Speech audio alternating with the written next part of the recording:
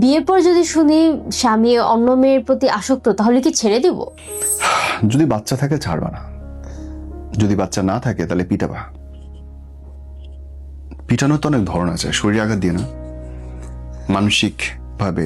আমি বলি কি, ছেলে মানুষদের শিখাই নিতে হয়। ওরা সংসার ঠিক বোঝে না, নারীর প্রতি দায়িত্ব বোঝে না, নারীর মানসিকতা বোঝার তো প্রশ্নই আসে না, কারণ তো সে ছেলে, ডিফারেন্ট জেন্ডার। এবং ছেলে প্রজাতি দুনিয়াতে অধিকাংশই ছেলে প্রজাতি বহুগামী হয়। এবং যেহেতু আমরা সামাজিক জীব হয়ে উঠছি, সো আমাদেরকে এই জিন থেকে সরাইতে টাইম লাগতেছে, আমরা হয়তো হব। সো চেষ্টা করতে হবে যেন একটু বোঝানো যায়, তাকে ম্যানেজ করা যায়। এক একজন ছেলের চাহিদা এক এক রকম থাকে। শারীরিক চাহিদাকে যদি তুমি অস্বীকার করো, তুমি ভুল করবা বোন। সব বোনদের উদ্দেশ্যে বলছি, পুরুষের শারীরিক চাহিদা আছে বলেই তোমাকে সে বিয়ে করছে, এইটাই রিয়ালিটি। নাহলে তোমাকে বিয়ে করার কোনো কারণই ছিল না। আর অধিকাংশ সময় বিয়ের পরে মেয়েরা এই জিনিসটা ভুলেই যায়, সে মা হয়ে যায়, ছেলের বউ হয়ে যায়, অনেক কিছু হয়ে যায়, কিন্তু বউ আর থাকে না, তার আদরের বউটা থাকে না। সো এটা থাকা উচিত। যদি অন্য অনেক নারীতে আসক্ত হয়ে যায়, তুমি চিন্তা করো, আগে খোঁজো যে তোমার দুর্বলতা আছে কিনা কোথাও, তোমার জবানে সমস্যা আছে কিনা, যে তুমি খ্যান খ্যান খ্যান খ্যান করো, তাকে শান্তিতে থাকতে দাও না, কথা বলো না, সারাদিন চিল্লাপাল্লা করো, বদরাগী মহিলা কিনা, শারীরিকভাবে মিলিত হও কিনা। আগে নিজের ভুলটা খোঁজো, তারপরে ওকে শায়েস্তা করো। নিজের ভুল পাইলে সেটা সংশোধন করো। তারপরেও যদি কাজ না হয়, ডাক্তার দেখো, মানসিক রোগ বিশেষজ্ঞ। এগুলো বড় বড় রোগ, এবং এগুলো সারানোর জন্য মানসিক রোগ বিশেষজ্ঞ খুব হেল্প করতে পারে, সত্যি। বাট ছাড়া যাবে না। না, আমি বিয়ে ভাঙার খুব বিপক্ষে। ছাড়া যাবে একটা সময়, যখন যদি সে তোমাকে কোনোভাবে আত্মসম্মানে আঘাত দেয়।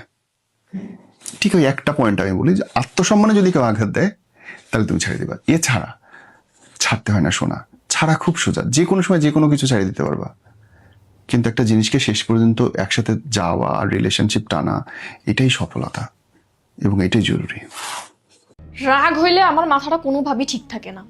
আজকে যদি আমার রাগ কমানোর টিপস না দাও, তোমার মাথাটা আমি বাড়ি দিয়ে একদম ভেঙে ফেলবো।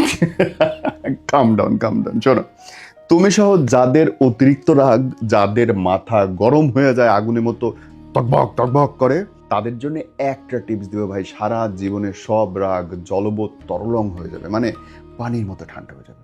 শুনতেছ? যখনই রাগ হবে, টেক আ ডিপ ব্রেথ, হেল, ছেড়ে দাও, ইন আউট, ইন আউট। কয়বার? 3 বার। যেইখানে রাগ হয়েছে, বেডরুমে রাগ হয়েছে, জাস্ট বেরোয় এসো। কোথায় দাঁড়াবা? বারান্দায়। বারান্দায় রাগ হয়েছে, বেডরুমে যাও। যেইখানে রাগ হবে সেখানে থাকবে না, আরেক জায়গায় যাবা। এই দুটো জিনিস একসাথে করতে হবে। ডিপ ব্রেথ নাও, লোকেশন চেঞ্জ করো, তোমার রাগ 1 মিনিটে পানি হয়ে যাবে। দেখো, সাইকোলজি বলছে, তুমি যদি তোমার রাগকে একবারের জন্য হলেও কন্ট্রোল করতে পারো, তোমার ব্রেইন একটা উপহার পায়।